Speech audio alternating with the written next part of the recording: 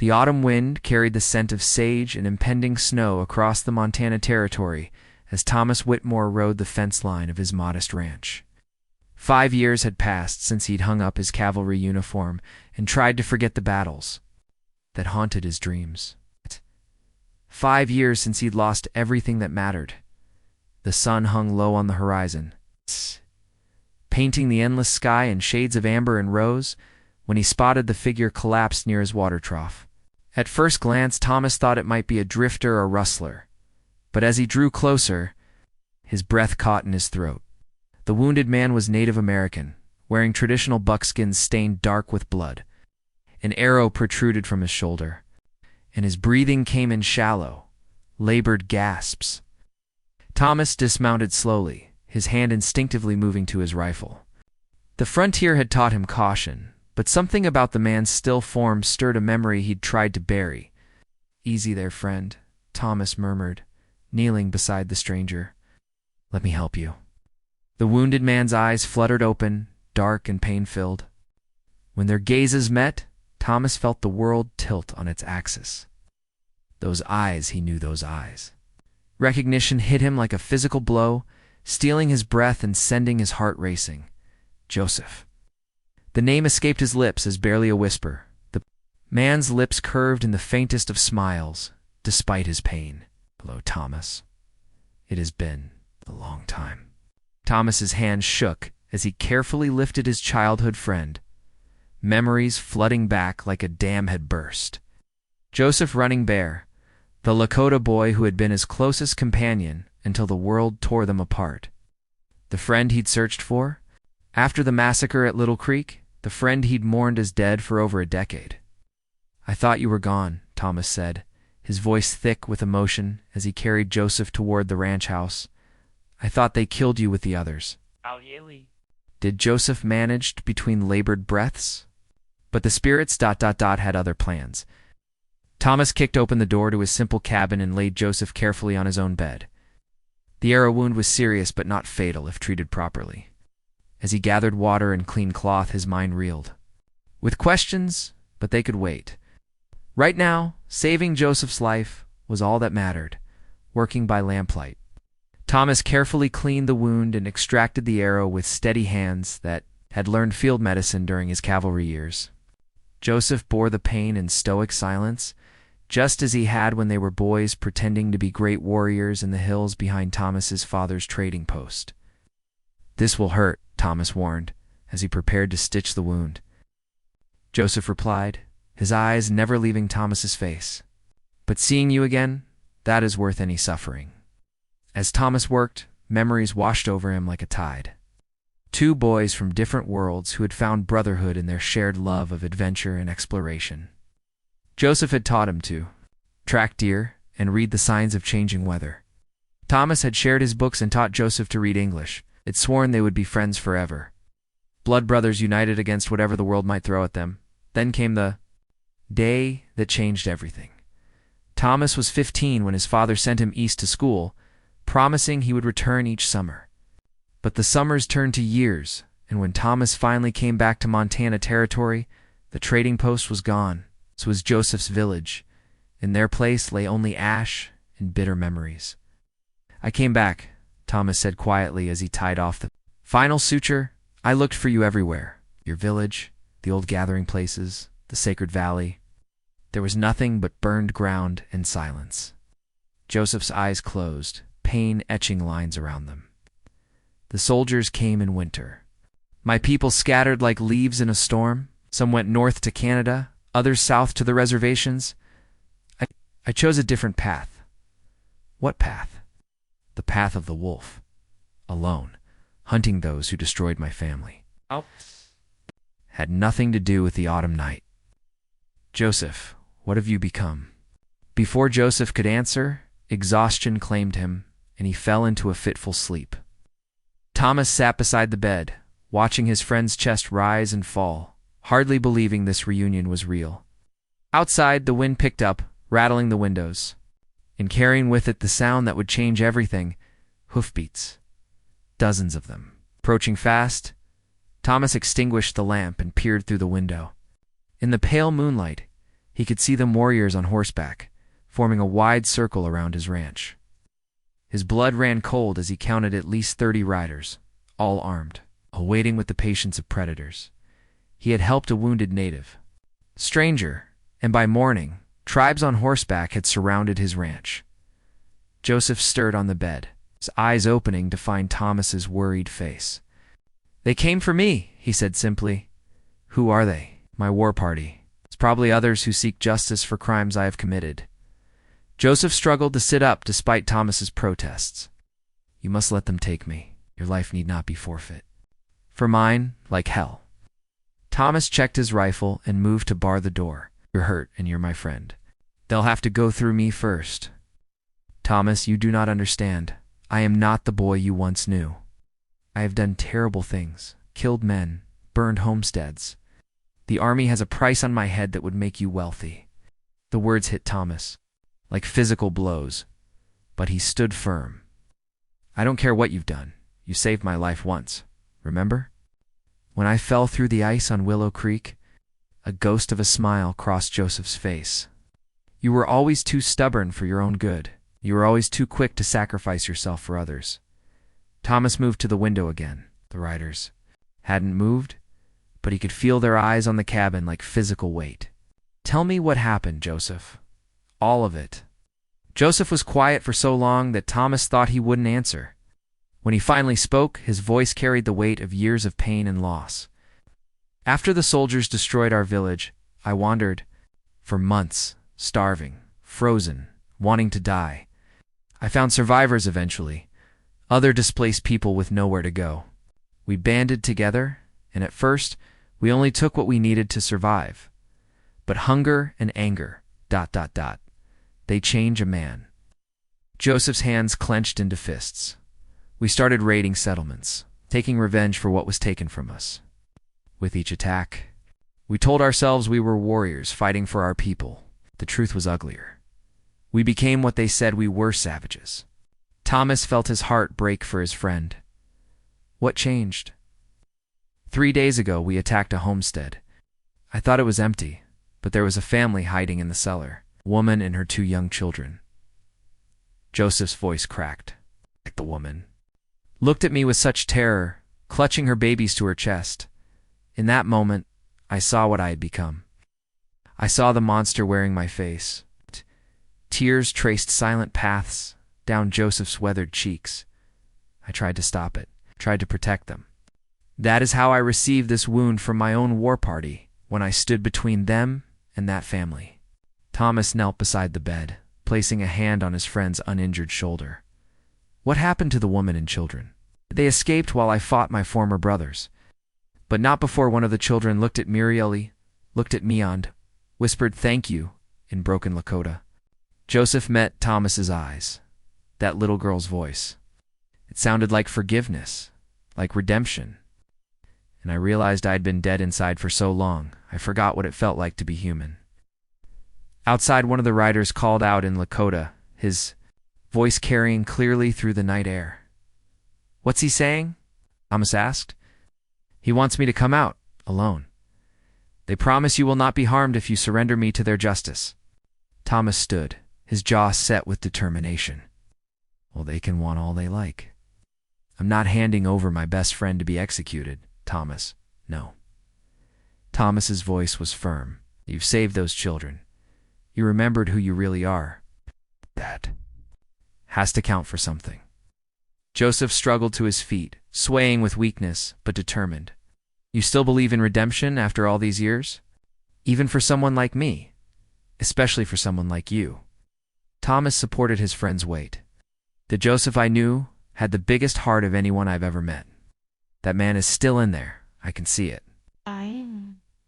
Another call came from outside, more insistent this time. "They will not wait much longer," Joseph warned. "And there are more coming. I can hear them." Thomas could hear it. 2 more hoofbeats approaching from the east. His ranch was about to become a battleground, and he was outnumbered beyond hope. "There's another way," Thomas said suddenly. "The old mine shaft. Remember the one we used to explore as kids?" Joseph's eyes widened. "The tunnel that connects to Willow Creek? It's still there. It's overgrown but passable. Thomas grabbed supplies and helped Joseph toward the back of the cabin. We can make it to the creek and follow it south to Fort Ellis. The army there knows me, they'll listen. Thomas, I cannot ask you to become a fugitive for me. Asking, I'm choosing. Thomas met his friend's gaze steadily. We swore an oath once, remember? Blood brothers, until the end? For the first time since their reunion, Joseph really smiled. You always were the crazy one. They slipped out the back of the cabin just as the riders began closing their circle. The old mine entrance was hidden in a copse of aspen trees about 100 yards from the house. Thomas's heart pounded as they made their way through the darkness, Joseph leaning heavily on his shoulder. Behind them, shouts erupted as the war party discovered the empty cabin. Torches flared to life, and the hunt began. The mine tunnel was even more cramped than Thomas remembered, but it was their only hope. They crawled through the narrow passage, Joseph biting back groans of pain as his wounded shoulders scraped against the rock walls. Almost there, Thomas whispered. I can hear the creek. They emerged from the tunnel gasping and covered in dirt, but free. The creek burbled peacefully in the moonlight, offering them a path to safety. As they waded into the cold water, Joseph grabbed Thomas's arm. Wait, there is something else you must know. Oh. Thomas's heart sank at his friend's serious tone. What? Is it the woman and children I saved? They were not strangers to you. What do you mean? Joseph's eyes were filled with pain and regret. The woman was Sarah. Sarah Mitchell. You're Sarah. The world seemed to stop. Sarah, his Sarah, the woman he had loved and lost 5 years ago when duty called him to war. The woman who had promised to wait for him, then married another man while he fought in distant battles. The woman whose betrayal had driven him to this isolated ranch, trying to heal a broken heart. Sarah is alive? Thomas's voice was barely a whisper. Alive and well, living under the name Sarah Harrison now. Her husband died in an accident 2 years ago, leaving her to raise their children alone. Joseph's grip tightened on Thomas's arm. She spoke your name when she saw my face. She recognized me from the old days. Thomas felt like he'd been struck by lightning. She's here, in Montana, a day's ride south. She has a small farm near Willow Creek Settlement. Joseph watched Thomas's face carefully. She asked about you, Thomas. Asked if you were alive, if you were happy. I could see the pain in her eyes when she spoke your name. The water swirled around their legs as Thomas struggled to process this revelation. Sarah was alive. Sarah was here. She had been thinking of him. The children, Thomas said suddenly. Are they? The boy has her eyes, but someone else's features. The girl. Joseph paused, meeting Thomas's gaze. The girl has your eyes, Thomas. Your eyes and your stubborn chin. Go weak. That's impossible. Sarah married Richard Harrison. I was at war when the timeline hit him like a physical blow. He had been home on leave just before his final deployment. Sarah had been distant, strange, they'd argued, and in their anger, they had found comfort in each other's arms one last time. The girl is 5 years old, Joseph said gently, born 7 months after you left for the war. A daughter. He had a daughter. Thomas sank into the creek water, overwhelmed by the magnitude of this revelation. All these years he had been nursing his wounded pride, believing Sarah had betrayed him for another man, but she had been protecting his child, giving her a name and a father when he was lost to war. Why didn't she tell me? Thomas whispered. She tried. She sent letters to your regiment, but you were already listed as missing in action. She thought you were dead. Joseph's voice was heavy with sympathy. When Richard Harrison offered to marry her and give the child his name, she accepted. What choice did she have? Shouts echoed from the direction of the ranch, growing closer. They needed to move, but Thomas felt paralyzed by the enormity of what he'd learned. We must go, Joseph urged. They have found our trail, Thomas forced himself to stand, his mind reeling. Joseph, we're not going to Fort Ellis. Where then? Willow Creek Settlement, to Sarah. Thomas's voice grew stronger as purpose filled him. You saved my family, even not knowing they were mine. Now I'm going to save yours. My family is dead, Thomas. No, we're your family now. We always were. Thomas helped Joseph wade downstream. We're going to face this together, all of us. Whatever comes next, we face it as brothers. They traveled. Through the night, following the creek south toward Willow Creek settlement, Joseph's strength was failing, and Thomas knew they needed to reach help soon. As dawn painted the eastern sky in shades of rose and gold, they finally saw smoke rising. From chimneys ahead, the settlement was smaller. Dozen buildings clustered around a general store and church. Thomas knew from his rare supply runs that most of the residents were families trying to build new lives on the frontier. Good people who asked few questions and helped their neighbors when needed. There, Joseph pointed with his good arm toward a small farmhouse on the outskirts of town. That is where she lives. Thomas's heart hammered as they approached the modest home.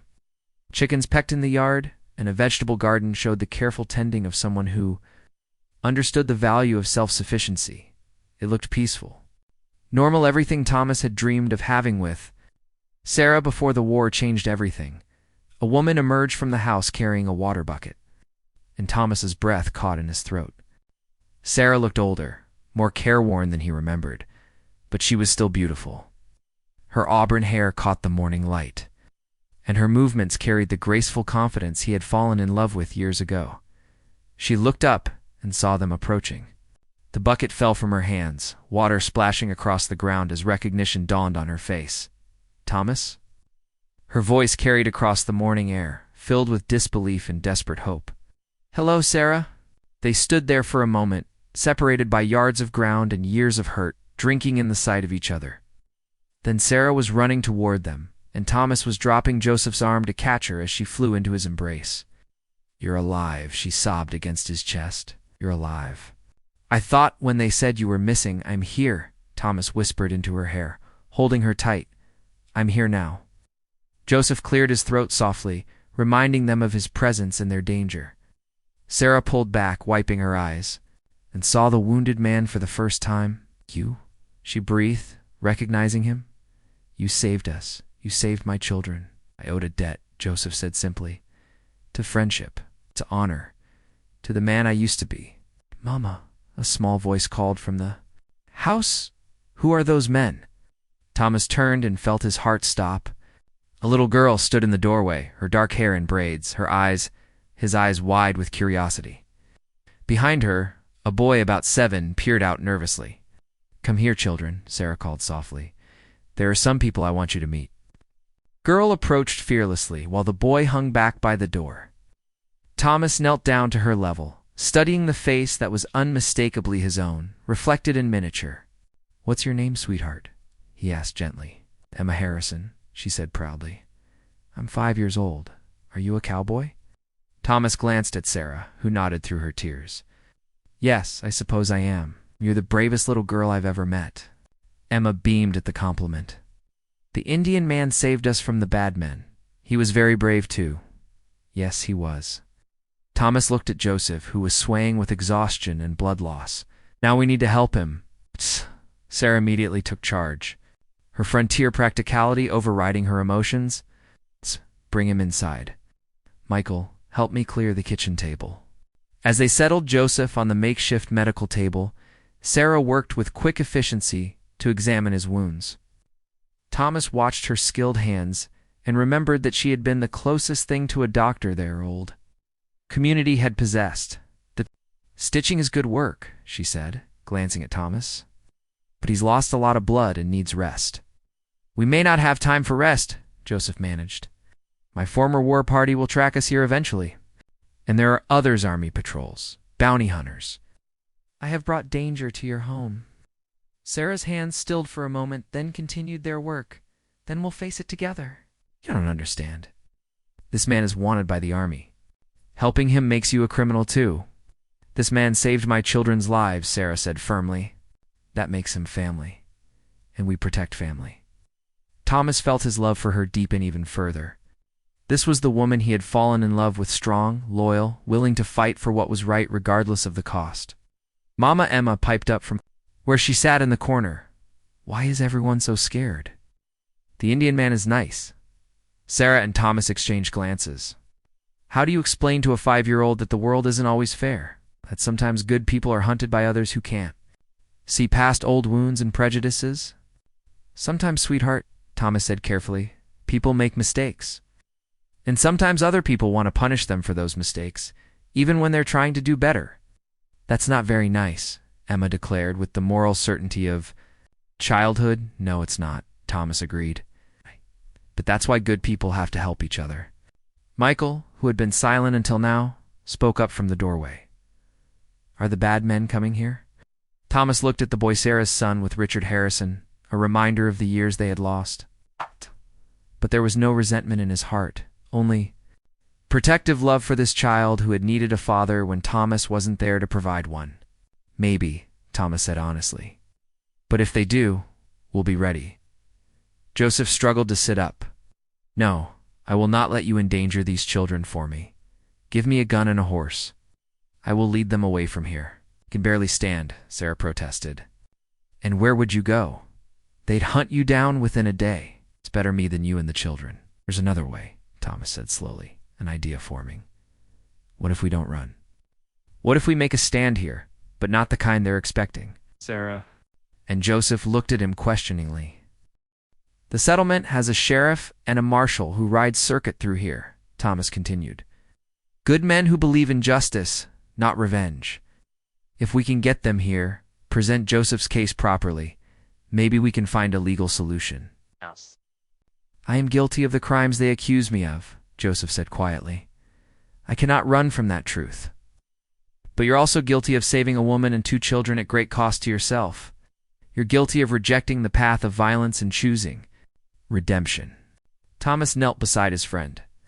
That has to count for something in a courtroom. Before anyone could respond, the sound of approaching horses cut through the morning air.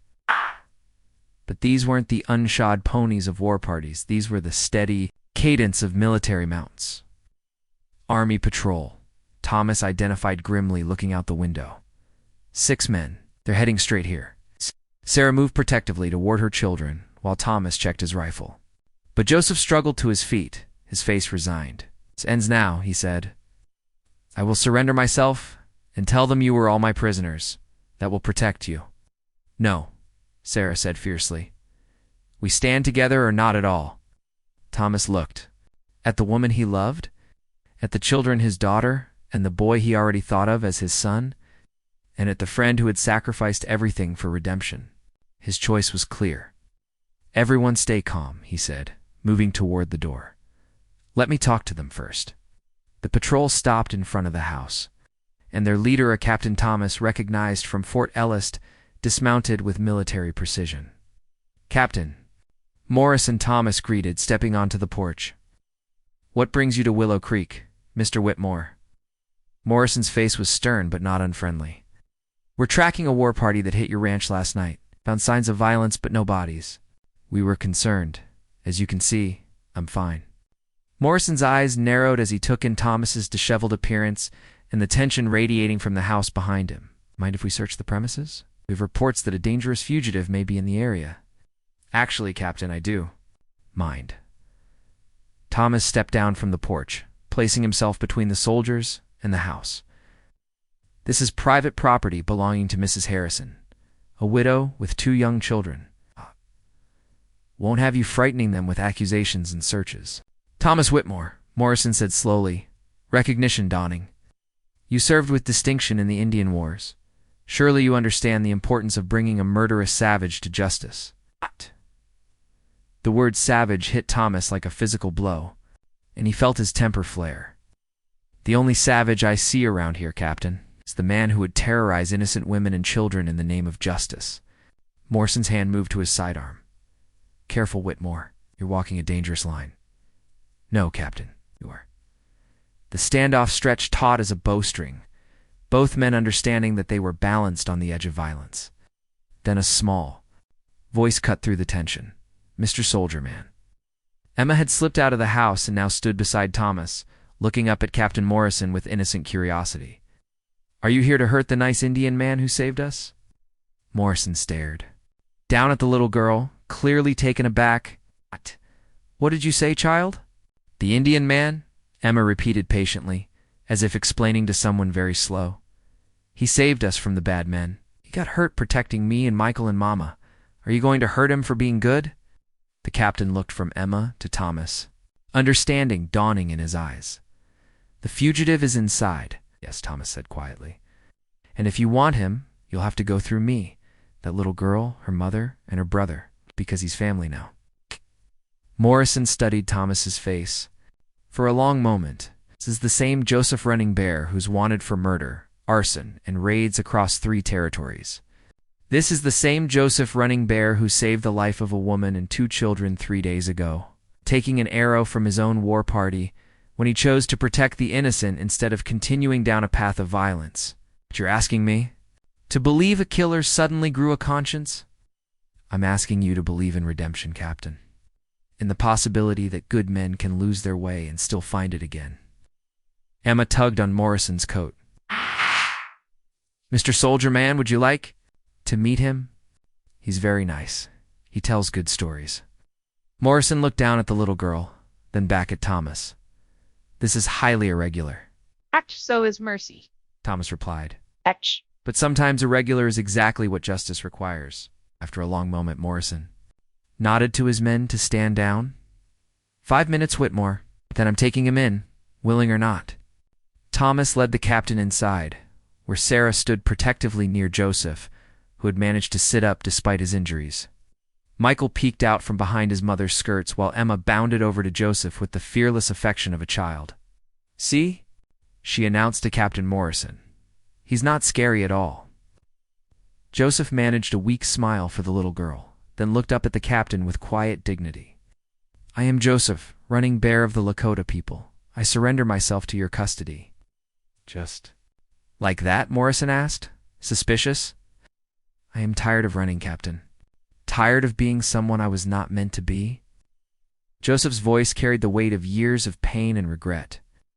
"I have done terrible things, hurt innocent people, taken lives in anger and revenge. For that I am prepared to face whatever justice you deem appropriate."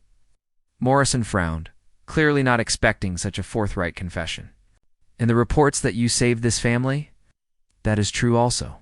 Perhaps it does not balance the scales of what I have done. But it is the first good thing I have accomplished in many years. I hope it means something." Sarah stepped forward. "It means everything. This man put himself between armed raiders and my children. He could have escaped easily, but he chose to fight his own war party to protect us. That's not the action of a savage or a killer. That's the action of a hero." "Mama's right," Michael said suddenly, finding his courage. "He was really brave, got hurt really bad, but he didn't stop fighting until the bad men ran away." Captain Morrison looked around the room at the wounded Native American who could have taken hostages but chose to surrender, at the woman defending her children's savior, at the little girl who saw only kindness where others saw an enemy, at Thomas, whose integrity he had never questioned. "This is a hell of a situation, Whitmore," Morrison said finally. "Yes, sir, it is. But it's also an opportunity. For what? To show that justice and mercy aren't opposites. That we can punish wrongdoing while still believing in second chances." Thomas moved to stand beside Joseph. "This man saved my family, Captain. It has to count for something in any court worth its salt." Morrison was quiet for a long moment, weighing duty against conscience. "There will have to be a trial.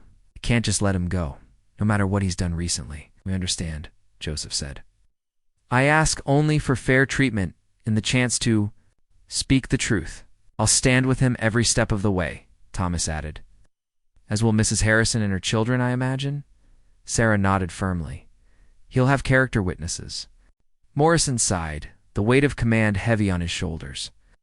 "All right, here's what we're going to do. Mr. Running Bear, you'll come with us to Fort Ellis for processing. But you'll travel as a witness under protection, not as a prisoner in chains. Mrs. Harrison, Mr. Whitmore, need your statements about the events of 3 days ago." "And then?" Thomas asked. "Then we let a judge and jury decide what justice looks like in this case." Morrison looked at Joseph with something approaching respect. "You've got more character witnesses than most men facing the gallows, Mr. Running Bear. Use them wisely." As the soldiers prepared to depart with Joseph, Emma ran to him and pressed something into his hand, a small wooden horse Thomas recognized as one of her treasured toys. "For luck," she said solemnly. "You remember that some people think you're a good man." Joseph's eyes filled with tears as he accepted the gift. "I will treasure this always, little warrior." Thomas gripped his friend's shoulder. "We'll be there for the trial. All of us." "Thank you, brother," Joseph whispered, "for everything." As the patrol rode away with Joseph, Thomas felt Sarah's hand slip into his. They stood together in the doorway, watching until the dust cloud disappeared over the horizon. "What happens now?" Sarah asked quietly. Thomas looked down at Emma, who was waving goodbye to Joseph, and at Michael, who stood protectively close to his mother. Then he looked at Sarah, the woman he had never stopped loving, despite years of hurt and misunderstanding. "Now, we fight for our family," he said. "All of it." Sarah squeezed his hand. "I have so much to tell you. So much to explain about why I later," Thomas said gently. "We have time now, all the time in the world."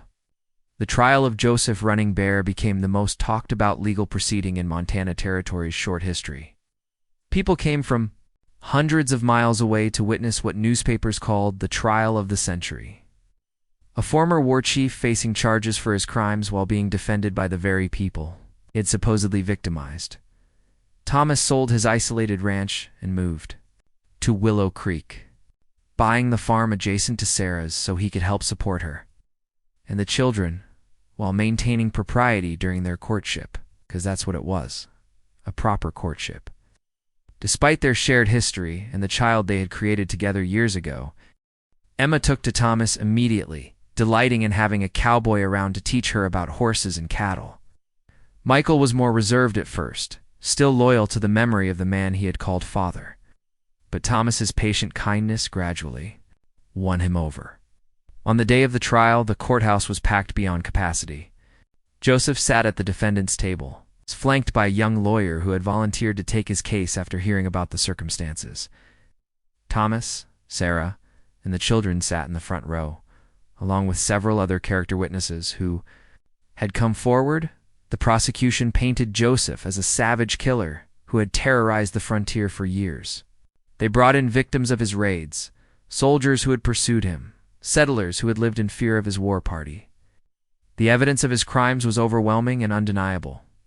But then the defense began, presenting their case. Sarah took the stand. First, describing in vivid detail how Joseph had risked his life to save her children. Her testimony was powerful and emotional. There wasn't a dry eye in the courtroom when she finished. Michael testified next, his young voice clear and strong as he described how the Indian man had fought off the bad men who wanted to hurt his family.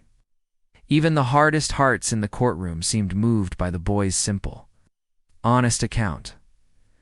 Then Emma took the stand, so small she needed a box to stand on to reach the microphone. The judge gently asked her to tell what she remembered.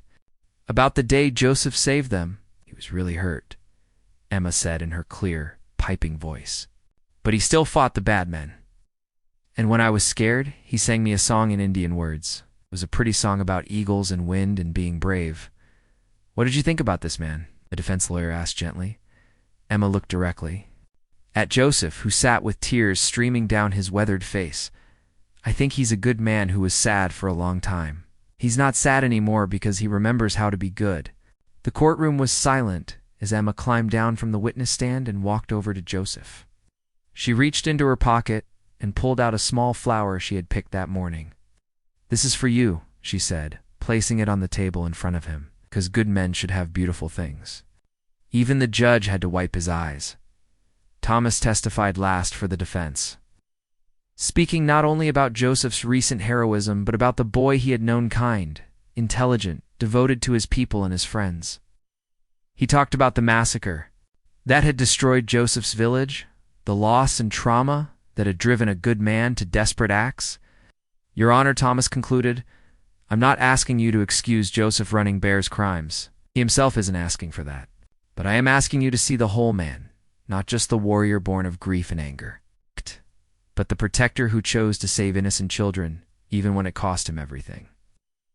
When the defense rested, Joseph asked to address the court himself. The judge granted his request, and Joseph rose slowly, his healing shoulder still stiff and painful. "I stand before you guilty of the crimes I am accused of," he began, his voice carrying clearly through the silent courtroom. "I have killed men, burned homes, taken food and livestock from families who had little to spare. I did these things in anger, in grief, in a desire for revenge against those who destroyed my people." He paused, his eyes finding Thomas and Sarah in the crowd. "But 3 days ago I looked into the face of a terrified mother and saw not an enemy, but a fellow human being. I saw her children, innocent babies who had done no wrong to anyone, and I remembered who I used to be, who I was meant to be." Joseph's voice grew stronger. "I cannot undo the harm I have caused. I cannot bring back the dead or rebuild what I destroyed. But I can choose, from this moment forward, to be the man my ancestors would be proud of. The man my friend Thomas always believed I could be." He looked directly at the judge. "I place myself at the mercy of this court and accept whatever justice you deem appropriate. But I ask one thing: if my life is to be forfeit, let it be known that I died not as the savage Joseph Running Bear the raider, but as the man who chose to protect children instead of harm them." The jury deliberated for 2 days. When they returned, their verdict shocked everyone: guilty of the charges, but with a recommendation for mercy based on the extraordinary circumstances of his recent actions and his full confession and cooperation. The judge sentenced Joseph to 10 years of supervised service to the community, working to help build schools and provide protection for frontier families. It was an unprecedented sentence that recognized both his crimes and his redemption. As they left the courthouse, Joseph was a free man for the first time in years, free not just from prison, but from the burden of hatred and revenge that had consumed him for so long. "What will you do now?" Thomas asked as they stood on the courthouse steps. Joseph looked at the wooden horse Emma had given him, now worn smooth from handling. "I think I will stay near Willow Creek, if the people will have me. There are children there who might like to hear stories about eagles and wind and being brave." Sarah stepped forward and placed a gentle hand on Joseph's arm. "You'll always have a place at our table, Joseph Running Bear, your family now." That evening, as the sun set over the Montana Territory, painting the sky in shades of gold and crimson, Thomas found himself back where it all began, standing on the porch of a simple farmhouse, watching the woman he loved tend her garden while 2 children played in the yard. But everything was different now. Emma ran to him with a handful of wildflowers, chattering excitedly about the butterflies she had chased. Michael showed him a drawing he had made of the day the good Indian man saved us, and Sarah looked up from her vegetables with a smile that held all the warmth and promise of their future together. "Thomas," she called softly, "could you help me with something?" He walked over to where she knelt in the garden, noting the mischievous glint in her eyes. "What do you need help with?" Instead of answering, Sarah pulled a letter from her apron, pocket-celloed with age and worn from much handling. "I found this in Richard's things after he died. It's addressed to you."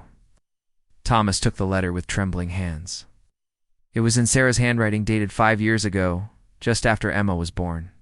"My dearest Thomas," it began, "I pray this letter finds you alive and well, though reports say you are missing in action.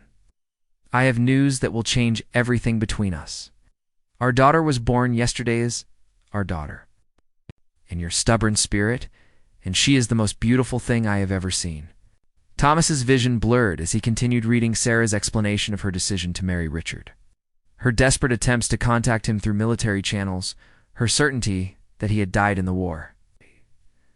"I will love you until my dying breath." The letter concluded, "And I will raise our daughter to know that her father was a hero who died fighting for what he believed in. If by some miracle you are alive and ever return to Montana, know that you have a family waiting for you. All my love, Sarah." Thomas looked up to find Sarah watching him with tears in her eyes. "Richard never sent it. Kept it hidden, I think, because he was afraid you would come back and take us away from him." "And would you have gone?" Thomas asked quietly. "If I had returned while you were married to him?" Sarah was quiet for a long moment, considering. "I don't know. Richard was a good man who loved me and treated Emma as his own daughter. I owed him loyalty. But Thomas, she reached up to touch his face gently. I never stopped loving you. It's not for a single day. Thomas pulled her into his arms, holding her close as the children's laughter filled the evening air. We lost so many years, he whispered. But we found each other again, Sarah replied, and we have all the years ahead of us. That night, after the children were asleep, Thomas and Sarah sat on the porch swing he had built, planning their future together. They would marry in the spring when the wildflowers bloomed. They would expand the farm, maybe raise some cattle. Emma would finally have her father's name. Michael would have a man who chose to love him, not from duty but from the heart. What? About Joseph? Sarah asked. What do you think he'll do with his new life? Thomas smiled, thinking of his friend. I think he'll do what he's always done best, protect the innocent, and try to make the world a little better than he found it. As if summoned by their conversation, the sound of approaching horses reached them through the darkness. But this time, there was no fear, no weapons drawn in preparation for battle. Joseph rode into the yard alone, his horse moving at an easy walk. I hope I'm not disturbing you, he called softly. Never, Thomas replied, standing to greet his friend. You're always welcome here. Joseph dismounted, and Thomas was pleased to see that he looked better, healthier, more at peace than he had in years.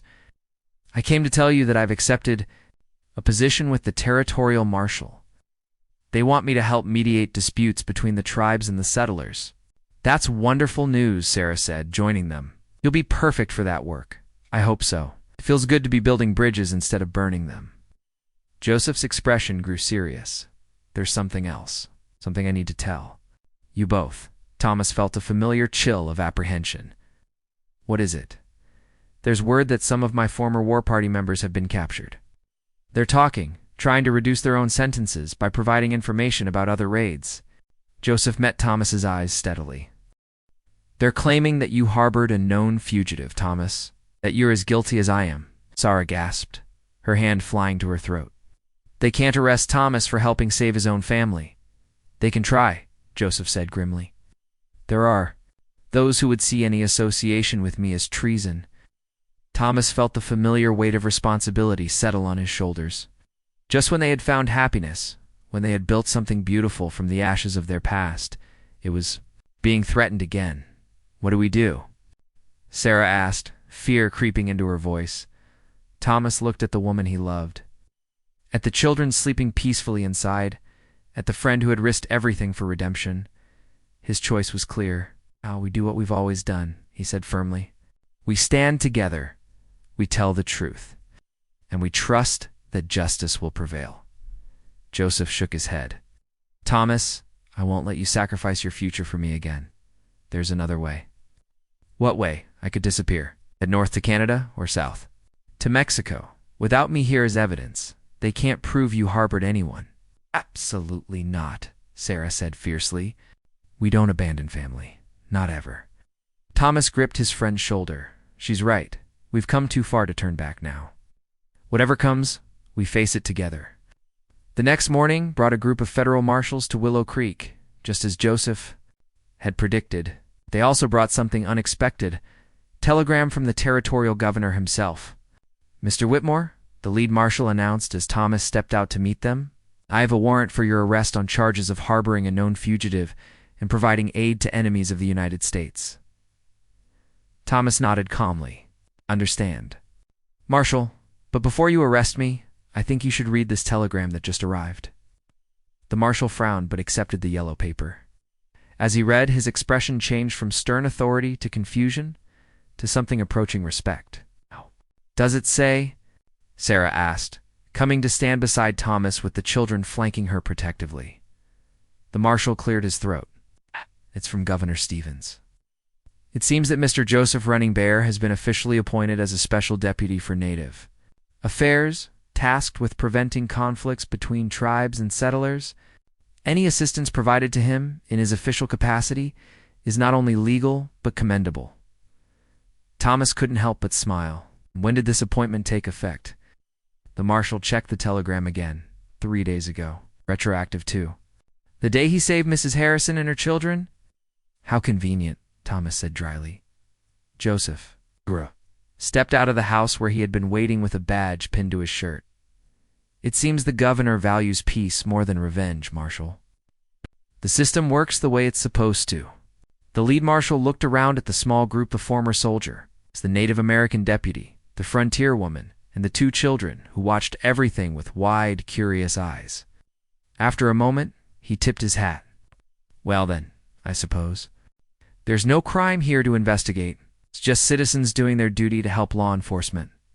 He remounted his horse. Good day to you all. As the marshals rode away, Emma tugged on Joseph's new badge. Does this mean you're really a lawman now? It means I get to help people solve their problems without anyone getting hurt, Joseph explained.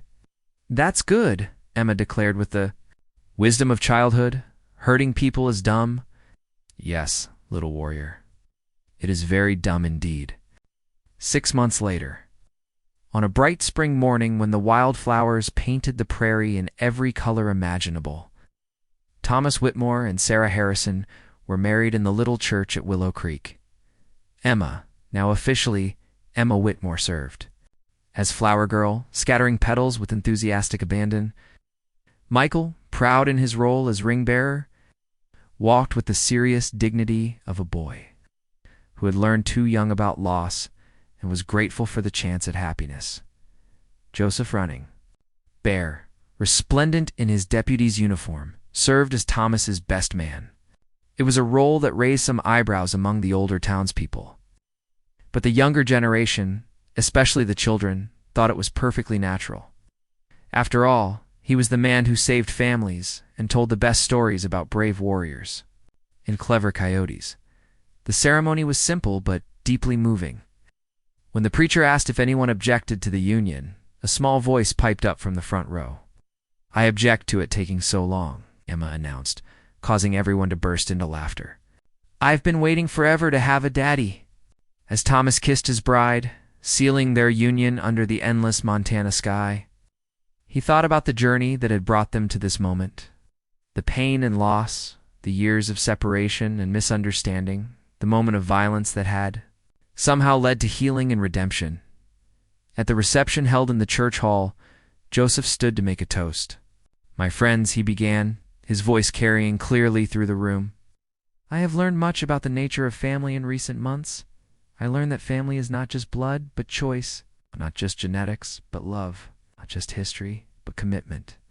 To a shared future, he raised his glass toward the couple. Thomas and Sarah, you chose to see past old hurts to the love that had never died. You chose to build a future together rather than remain prisoners of the past. And you chose to welcome a broken man into your family and help him find his way back to honor. Joseph's voice grew thick with emotion. In the tradition of my people, when a warrior has been lost and finds his way home, the tribe celebrates not just his return, but his transformation. Today we celebrate not just a wedding, but a homecoming for all of us. As the applause died down, Emma stood on her chair and raised her cup of apple cider. I want to make a toast too. The crowd chuckled indulgently as the 5-year-old cleared. Her throat, importantly, a toast to my new daddy who tells good stories and knows about horses. And to my mama, who makes the best pie. And to Uncle Joseph, who saved us and teaches me Indian words. And to Michael, who's the best big brother ever even though he steals cookies sometimes. She paused, thinking hard. I toast to happy endings. Because Mama says every good story should have one. To happy endings, the crowd echoed, raising their glasses, as the evening wound down and the guests began to depart. Thomas found himself standing once again on a porch, looking out at the vast Montana landscape. But this time, he wasn't alone. Sarah stood beside him, her hand in his, while Emma and Michael played in the yard under Joseph's watchful eye. Do you think this is really our happy ending? Sarah asked quietly. Thomas considered the question, thinking about all they had endured and overcome. I think this is our happy beginning, he said finally. The ending is still years away, and we get to write it together. Sarah smiled and leaned against his shoulder. I love you, Thomas Whitmore. I always have. And I love you, Sarah Whitmore, always. As the stars began to appear in the darkening sky, Joseph approached the porch. I should be heading back to town. Early day tomorrow, There's a dispute between the Miller Ranch and the crow hunting party that needs mediating. You could stay, Thomas offered. There's always room for you here. Joseph smiled, the expression transforming his weathered face. I know, and that knowledge is the greatest gift you could give me. But I have my own path to walk now, one that leads toward healing and service instead of revenge and destruction. Knelt down as Emma ran over to hug him goodbye. Sweet dreams, little warrior. Remember what I taught you about the eagle and the wind? I remember, Emma said solemnly. Eagles don't fight the wind, they use it to fly higher. That's right. And what do we do when storms come? We spread our wings wider and trust the wind to carry us through? Joseph kissed the top of her head. We'll do great things, Emma. Whitmore, I can see it in your spirit. As Joseph mounted his horse and rode away into the star-filled night, Thomas felt a deep sense of completion. They had all found their way home to family, to love, to redemption, to peace. Emma yawned and rubbed her eyes. Daddy, will you tell me a story before bed? Of course, sweetheart. What kind of story would you like? Emma considered seriously. A story about brave people who help each other and have adventures and love each other no matter what. Thomas smiled, scooping his daughter into his arms. I think I know just the story. It's about a cowboy and a warrior who were best friends as boys, and how they found each other again after many years of being lost. As Thomas carried Emma inside to tuck her into bed, Sarah following with Michael, the Montana wind whispered, through the prairie grass, carrying with it the promise of tomorrow and all the tomorrows to come. In the distance, a coyote howled, not in loneliness, but in celebration of the night and all its possibilities. The ranch house settled into peaceful, quiet, filled with the gentle sounds of a family at rest. And if you listened very carefully, you might have heard something else carried on that prairie wind, the soft sound of healing, the quiet rustle of second chances, and the eternal whisper of love that endures beyond all trials and time. For, in the end, that's what the West was really about, not just survival, but the courage to build something beautiful in a harsh land. Not just endurance, but the faith to believe in tomorrow. Not just strength, but the wisdom to know that the greatest victories come not from conquest, but from connection.